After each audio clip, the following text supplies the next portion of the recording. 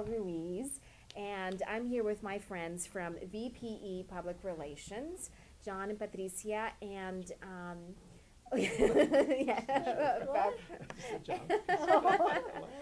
and I'm here because I wanted to talk to them about branding and communications related to my personal branded company, Michelle Ruiz, My Life as Latina Entrepreneur. But also, since I'm here and you're experts in communications and marketing to Hispanics, and you've also been business partners, and you've had this is your business. So what I want to talk a little bit about now, since I have you here with me together, and we can share this information, might be helpful to other entrepreneurs, is really talk about business partners and what has sustained you since you have had your business together now for over 20 years, 22, 23 years, right? So what would you say, has worked? What are some lessons We've shared learned? it before with you is that you need to know that the other person is as committed to the business as you are. You're talking about a marriage, you need to know that both of you are committed to that marriage. With a business, it's even more important because it's going to be very stressful. It may hit you in the pocketbook when you're starting off, so there's going to be lots of financial pressures.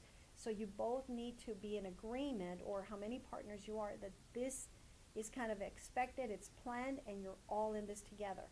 If somebody is, wants for the door, then, that kind of shatters the whole business. So y'all got to drink the Kool-Aid Yeah. out of the same pitcher, pretty much. Great. I love that. You all got to drink the Kool-Aid. That's great. Yeah. A very dark analogy. Can be very bitter. But yeah, that's exactly it. Because it is going to be very difficult, especially as you're starting your business. I don't know your personal situation. Hopefully you have, a husband to support you or some money in the bank, but many people don't. Many people, single moms, starting their own business, and so it's very scary out there.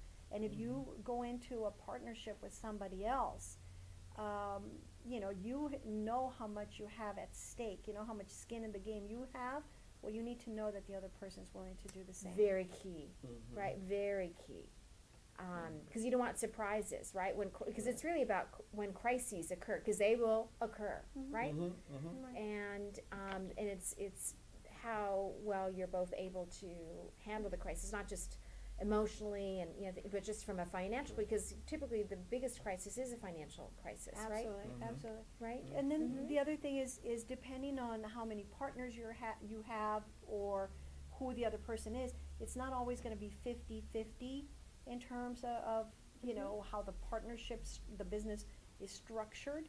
So you really do need to define what the partnership is. If they're only 5%, what that means. What do you expect from them at a smaller share? So you may not expect from them the same level of work and output that is coming from a majority shareholder. So you do need to kind of define the roles for all the partners. Excellent.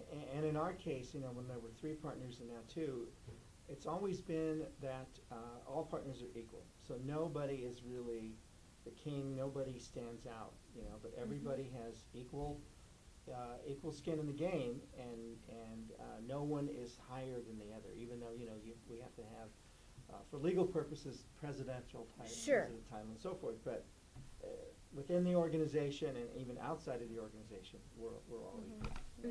See, I mean, that is even harder. That's even a harder proposal than other businesses, because when you have 2 equal partners, Yes. the decision making has to be, a mutual agreement. It's different if you own 90% of the business. You pretty much know what Michelle wants happens. So, that's That makes sense. Yeah, so that's something that you do need to consider as you're starting to think of partners. And many people think of partners either for a couple of reasons. One is to complement your capabilities. So, for example, you may want to bring somebody who has social media or somebody who has, marketing experience or whatever, right, to kind of expand that. Or you might bring somebody who has financial backing, somebody to, pay until you're able to make some money. So, you know, depending on the reasons, that's how you start deciding how much of the business you're willing to give that partner, what is the value that they bring, and how much you want to, Mm-hmm. you know, allocate in terms of shares. Sure, sure, that makes total sense. Very good, thank you. Yeah.